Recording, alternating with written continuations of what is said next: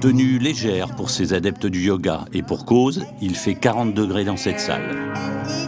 Ici, on pratique le Bikram, dernier né de la grande famille des yogas. 26 postures à effectuer en 90 minutes dans une pièce surchauffée. Une formule simple qui fait recette dans le monde entier. La chaleur, en fait, elle va permettre de pouvoir étirer le corps en profondeur sans se blesser, en prévenant le risque de blessure, pour renforcer les ligaments, de retrouver de la souplesse qu'ils ont perdue.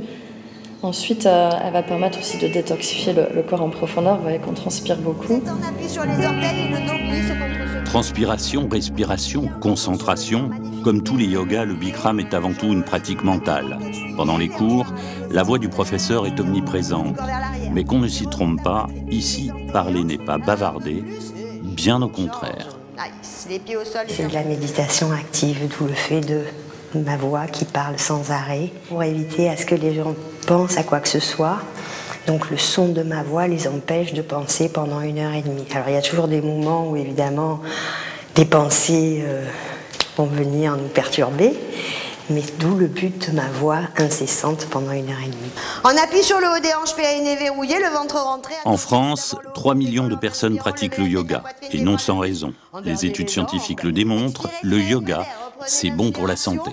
Levez la poitrine, basculez la tête en arrière. Une tension artérielle qui est remise à sa place, c'est anti-stress, anti-anxiété, anti-dépression, anti-insomnie. Ça permet aussi de mieux se concentrer, d'avoir une action cognitive plus efficace, de faire travailler la mémoire, parce que dans ce cerveau, il y a plein d'organes qui nécessitent d'avoir de l'équilibre pour bien fonctionner à 100%.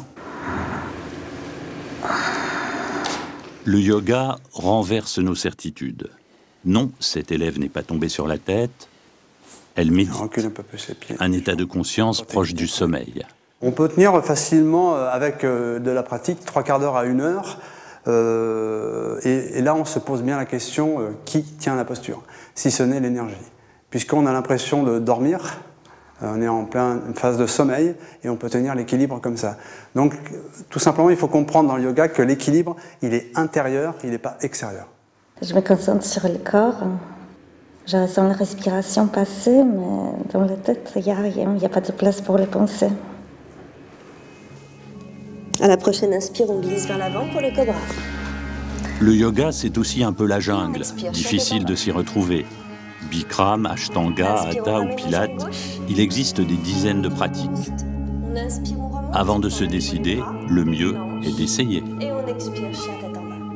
J'ai essayé du Pilates, j'ai essayé le Vinyasa Yoga, j'ai essayé le Raja Yoga. Il y a certaines disciplines où effectivement qui sont davantage physiques, d'autres qui font plus travailler la respiration.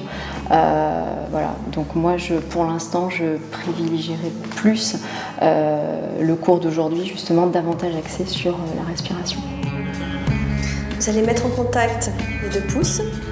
Physique, basé sur la respiration ou la méditation, à chacun son yoga. Pratiquée depuis des milliers d'années, cette philosophie permet avant tout de se réconcilier avec soi-même.